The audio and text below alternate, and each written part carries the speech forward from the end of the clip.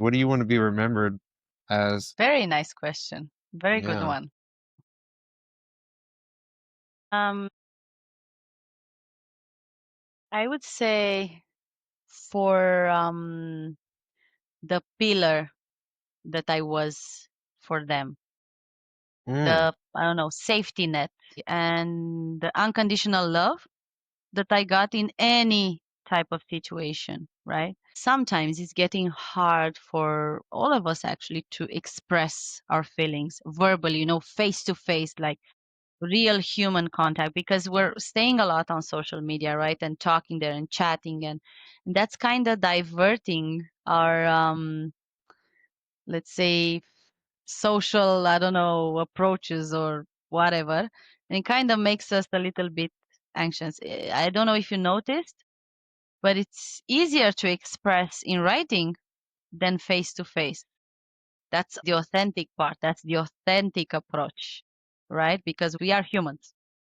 And nowadays, with the development of AI or automatic solutions, self service, whatever, we're increasing that gap between human to human contact even further. I think that's something that we need to, let's say, reflect on and fight it.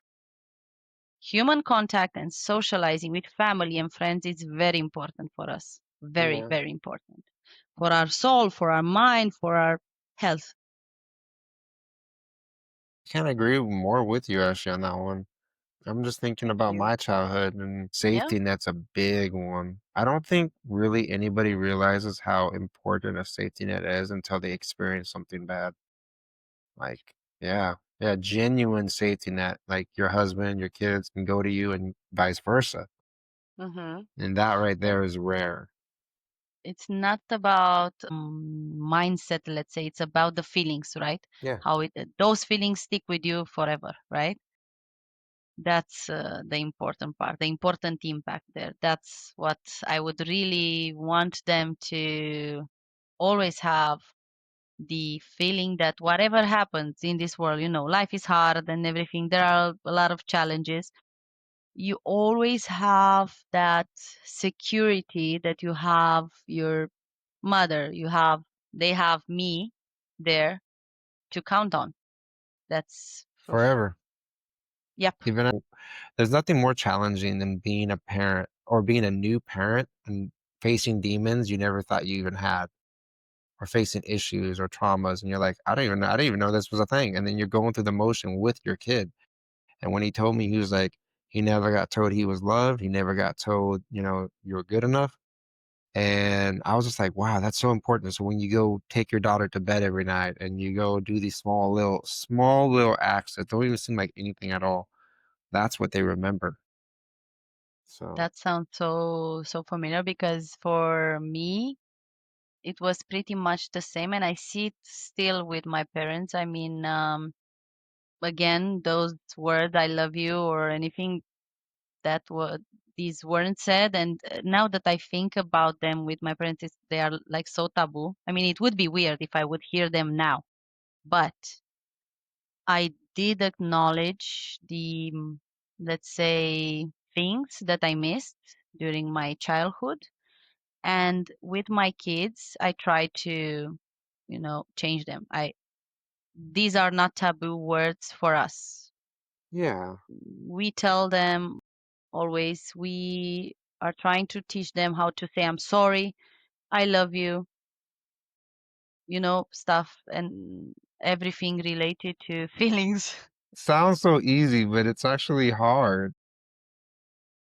Yeah, it is hard, but these are challenges that I think we need to cross for our kids, even if we didn't experience them during our childhood. There were, let's say, two scenarios that we could have gone forward, right? One, pretty much continue the same legacy, and the second one, change something. And the thing is, the I don't know, weird thing is that uh, change is within our grasp always. I mean, it can be very Decisions. easy. but also very hard, right? Hmm. It's super weird because it's easy. It's in your hand. You have the power to, you're not dependent on anyone. You can bring the change. You have all the tools. Just you need to be prepared and you need to take that step. Yeah.